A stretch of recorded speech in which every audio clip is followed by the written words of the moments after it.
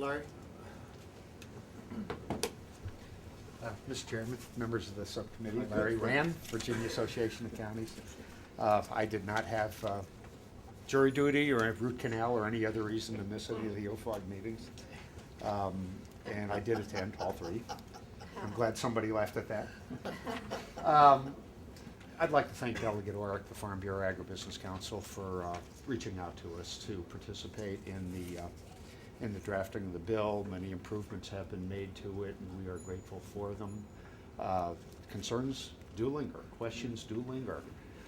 We do have a process right now where we are getting feedback from counties to receive comments on specific provisions in the bill.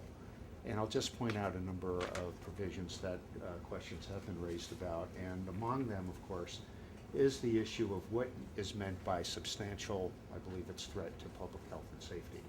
I know that's in the wine statute, and I'm not an attorney, but I am joined today by someone who is a county attorney, and boy, am I glad I am. But in any event, it's not. I don't think that we know what is meant by putting the term substantial instead in front of threat to public health and safety. This becomes an important matter because it is only upon the finding of a substantial threat to public health and safety before, for instance, certain permitting programs can be administered. In many counties, anytime that there is a special event, it is routine for counties to require certain permits to be approved by the county, and these serve specific purposes that are associated with the protection of public health and safety. It's important and it's helpful for a county to know when such an event is taking place in order for instance, fire and rescue to have some knowledge of what is happening in a certain place so there can be readiness for it. It is important so that there would be a determination about the adequacy of the infrastructure to support the event, depending upon the scale of the event. So that's another significant factor. Again, these are administrative permits. They do not receive approval by a board of supervisors, so it's a ministerial action. It also serves as a way for an applicant for a permit to be aware of the type of state permits that might be required. For instance, if you have such an event and you are an applicant and you're interested in having a certain event and you're interested in installing another entrance to your property, it's important for you to know that you may be required to be approved for an access permit from VDOT. That sort of state-local coordination could be important in this particular case. Like I say, we really look forward to working with the patron and others on this bill. Again, we're in the process of receiving feedback from our members. I hope at the end of the day we will have a product that we can all agree on, but right now we still are in opposition to the bill. Let's see if we have any questions. Thank you. I had questions. Okay. All your counties out there now,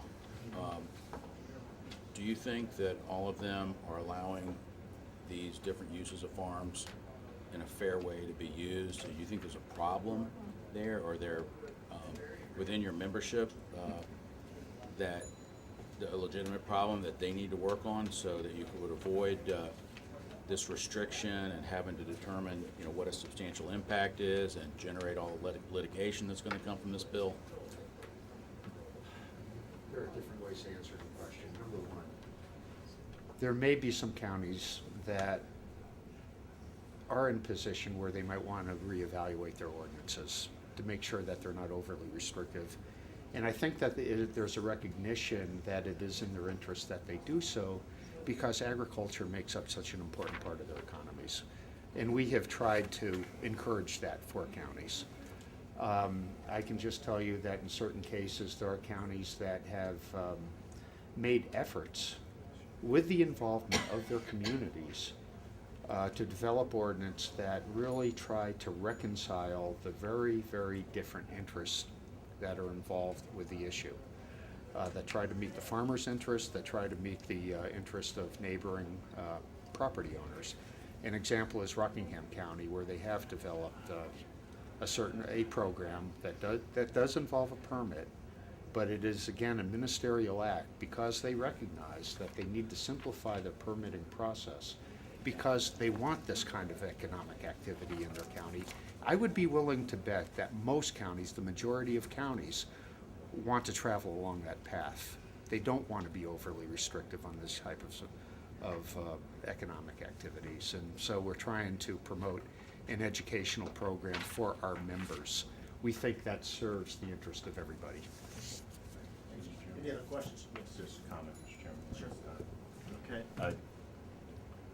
For Delegate Sickles, I'd like to say that, yeah, I'm not going to throw any counties, my name under the bus here, but a county neighboring my county had ridiculously restrictive ordinances that I think caused the movement that brings this type of legislature forward.